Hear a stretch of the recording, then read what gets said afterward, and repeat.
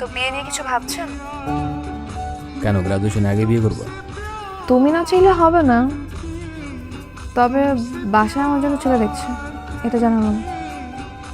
ঠিক আছে, তোমার বাবা আমাকে বলে রাখো আমি এই মুহূর্তে তোমাদের বাসায় আসছি। সত্যি? ঠিক আছে।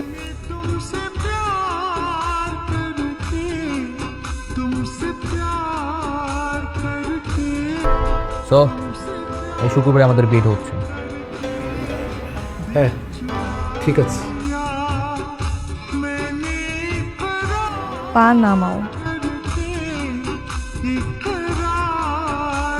কি বলছি শুনতে পাচ্ছ না? পা নামাও।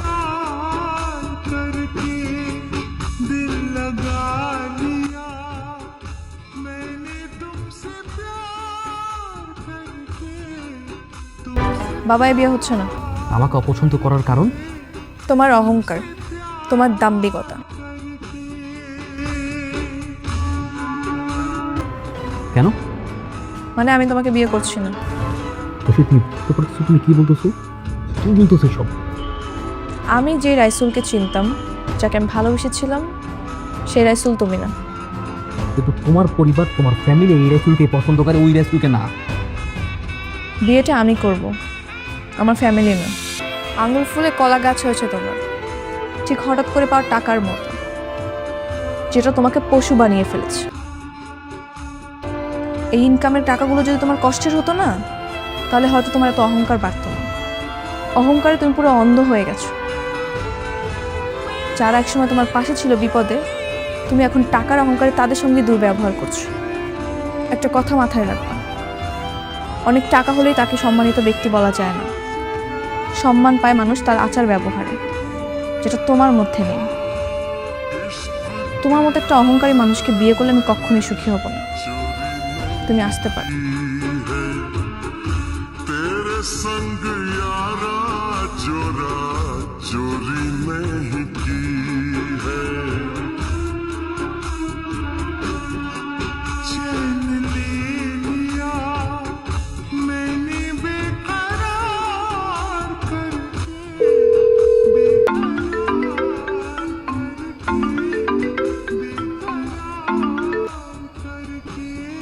বারবার ফোন দিচ্ছ কেন? কালকে আমার সাথে একটু দেখা করতে পারবা?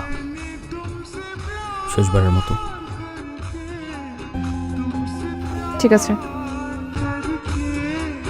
तुमसे प्यार करके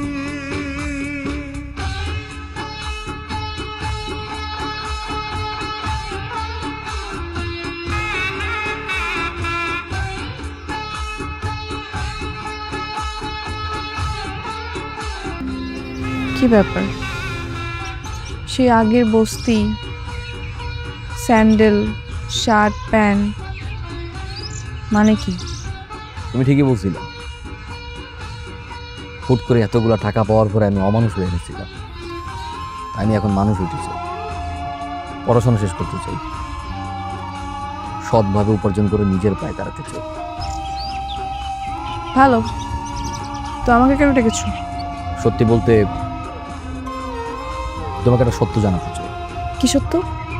যেই মেয়ে নিঃস্বার্থভাবে একটা ছেলেকে ভালোবাসতে পারে, সেই ছেলেটা সেই মেয়েটার জন্য পুরো পৃথিবী উপরে ফেলতে পারে। টাকা পয়সা, বাড়ি গাড়ি, ধন দৌলত এসব তো কোনো কিছুই না। তাই আমি আমার যত স্থাবর অস্থাবর যত সম্পত্তি আছে, যা কিছু আছে, সব কিছু বিভিন্ন এতিমখানার মাদ্রাসায় দান করে দিয়ে এসেছি। দান করে খুব ভালোই করেছো। সব তো তোমার ব্ল্যাক মানিই ছিল।